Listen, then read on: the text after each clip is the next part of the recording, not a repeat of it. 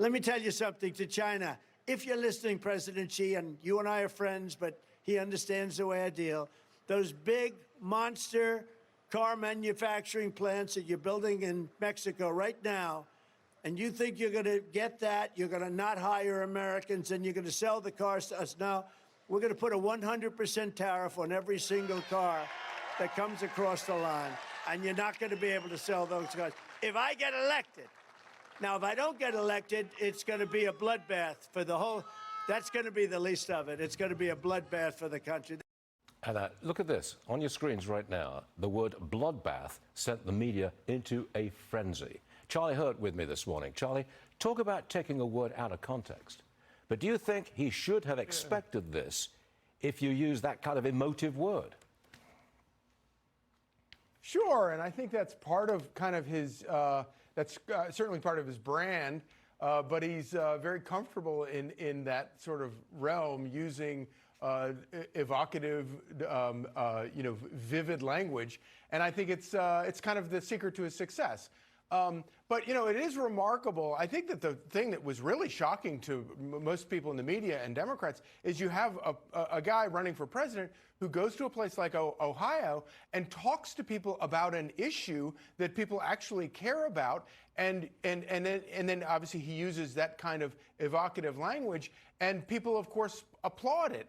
When was the last time you heard an applause line from Joe Biden? It doesn't happen because he's completely incapable of talking to people on a level about anything that they care about. And don't forget, if you want to talk about evocative language, let's not forget, Joe Biden, think about the State of the Union address that he just gave. Think about the fact that he came to Danville, Virginia a couple of years ago and told an audience of black voters that if the Republicans got elected, Republicans would put black people back in chains.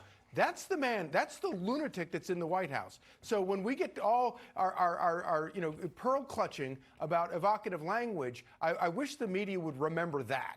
Really?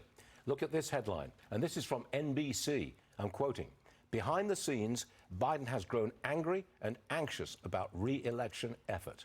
Now here's a quote from the piece. "President Joe Biden was seething. In a private meeting at the White House in January, allies of the president had just told him that his poll numbers in Michigan and Georgia had dropped. He began to shout and swear." That's what a lawmaker familiar with the meeting actually said, end quote. Perhaps this was planted by the White House, Charlie, to make Biden look strong and in command. Would you buy that? I think that has a lot to do with it. Whether it had to be planted or not, I don't know, because, of course, NBC and all of these people in the media are so, they don't need to be told. A story doesn't need to be planted for them to pick up the ball and run with it, to do exactly what you're saying, Stuart. They're trying to make him look like he's in control.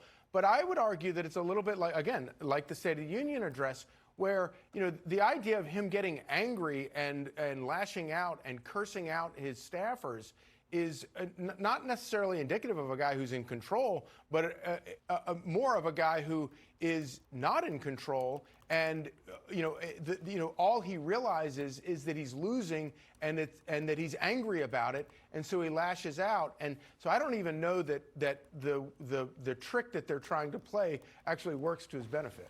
No, you got it right. Charlie Hurt on a Monday morning, all good. Thanks so much, Charlie. We'll see you again soon, I hope.